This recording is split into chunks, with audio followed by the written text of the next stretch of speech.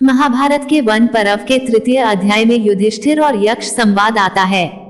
यह जितनी सरल शब्दों में है उतना ही महत्वपूर्ण इसका ज्ञान है। यह एक प्रश्नोत्तरी संवाद है जिसमें राजा युधिष्ठिर जीवन के महत्वपूर्ण सवालों के बहुत सरल शब्दों में जवाब देते हैं। मुझे लगता है कि हर गर्भवती माता को अपनी संतान को यह संवाद जरूर सुनाना चाहिए। तो ऐसे ही ज्ञान के लिए हमेशा हमारे साथ बने रहे। तो आइए शुरू करते हैं। हर हर महादेव। वन पर्व में कथा आती है कि वनवास के दौरान पांचों भाई द्रौपदी के संग वन घूम रहे थे। तब एक बार उन्हें प्यास लगी। तब युधिष्ठिर ने सहदेव को पानी लाने के लिए भेजा।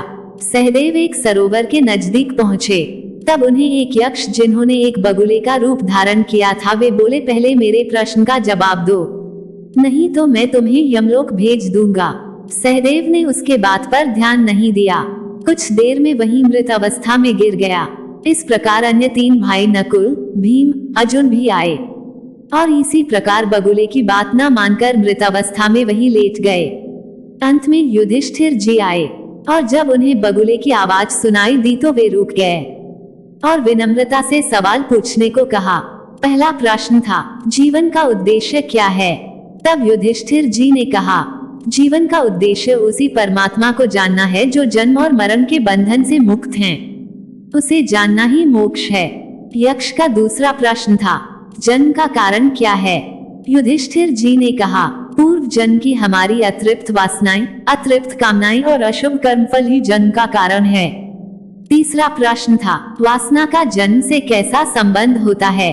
युधिष्ठिर जी का उत्तर था, जैसी वासना वैसा जन्म। यदि वासनाएं पशु जैसी होगी तो पशु योनि में जन्म मिलेगा। यदि वासनाएं मनुष्य जैसी तो मनुष्य योनि में जन्म होगा। चौथा प्रश्न था, संसार में दुख क्यों है? युधिष्ठिर ने कहा, संसार के दुख का कारण लालच, स्वार्थ और भय होता है। अगला प्रश्न था, भाग्य क्या है? हर क्रिया, हर कार्य का एक परिणाम है। परिणाम अच्छा भी हो सकता है और बुरा भी हो सकता है। यह परिणाम ही भाग्य है। हमारा आज का प्रयत्न ही कल का भाग्य है। हमारे आज का प्रयत्न भाग्य बनेगा। अगला प्रश्न था, सुख का रहस्य क्या है? प्रेम और क्षमता ही सुख का कारण है। हम सभी अपनी संतान का सुखी जीवन चाहते हैं तो हमें उन्हें ये दिव्य गुण भी जरूर देना चाहिए। अगला प्रश्न था, दुर्भाग्य का कारण क्या है? तन्मय भाव और अहंकार। अगला प्रश्न था, सौभाग्य का कारण क्या है? सत्संग और सबके प्रति मैत्री भाव। अगला प्रश्न था, दिन रात किस भाव का विचार करना चाहिए? उत्तर था, संसारिक सुखों की क्षण भंगुरता का, यानी संसारिक सभी वस्तुएं क्षणिक ही सुख दे पाती हैं। अगला प्रश्न था, संसार को कौन जीतता है? जिसमें सत्य और श्रद्धा है। किसी का ब्राह्मण होना किस बात पर निर्भर करता है? उसके जन्म पर या शील स्वभाव पर? उत्तर, कुल या विद्या के कारण ब्राह्मण तत्व प्राप्त नहीं हो सकता। ब्राह्मण तत्व शील और स्वभाव पर ही निर्भर करता है। जिसमें शील न हो वो ब्राह्मण नहीं हो सकता। जिसमें बुरे व्यसन हो वह चाहे कितना भी पढ़ा लिखा क्यों न हो वो ब्राह्मण नहीं हो सकता। अगला प्रश्न था, मनुष्य का साथ कौन देता है? युधिष्ठिर जी ने कहा, धैर्य ही मनुष्य का सच्चा साथी होता है। अगला प्रश्न था, कौन सा शास्त्र है जिसका अध्ययन करके मनुष्य बुद्धिमान बनता है? उत्तर, कोई भी ऐसा शास्त्र नहीं है। महान लोगों की संगति से ही मनुष्य बुद्धिमान बनता है। भूमि से भारी चीज क्या है? संतान को कोख में धरने वाली माँ भूमि से भी भारी होती है।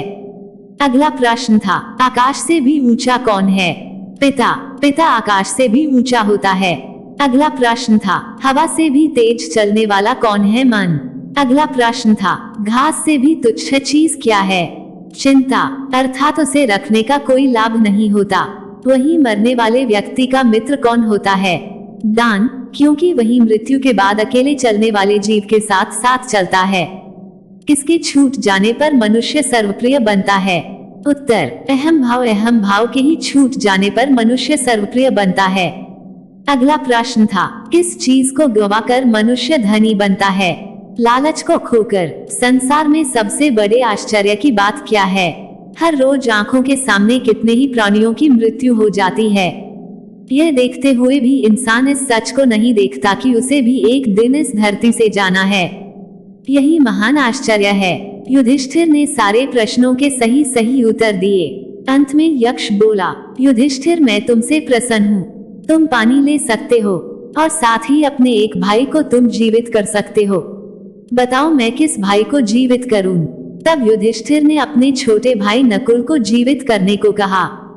यक्ष हैरान था। उसने कहा, तुमने भीम और अर्जुन जैसे वीरों को जिंदा करने के बारे में क्यों नहीं सोचा? युधिष्ठिर बोले, मनुष्य की रक्षा धर्म से होती है। मेरे पिता की 2 पत्नियां थी, कुंती का एक पुत्र, मैं तो बचा हुआ हूँ। मैं चाहता हूँ कि माता माद्री का भी एक पुत्र जीवित रहे। यक्ष उत्तर सुनकर बहुत खुश हो गए और उन्होंने सभी भाइयों को जीवित कर दिया। मैं आपसे विनती करना चाहती हूँ, जब हम किसी ज्ञान की बात को एक बार सुनकर छोड़ देते हैं तो उसका हम पर कोई प्रभाव नहीं पड़ता, लेकिन अगर हम उस ज्ञान की बात को तब तक दोहराते रहते हैं जब तक वो हमारे जीवन का अंग न बन जाए, तभी ऐसे ज्ञान का सच्चे अर्थों में हमें लाभ मिल पाता है। धन्यवाद।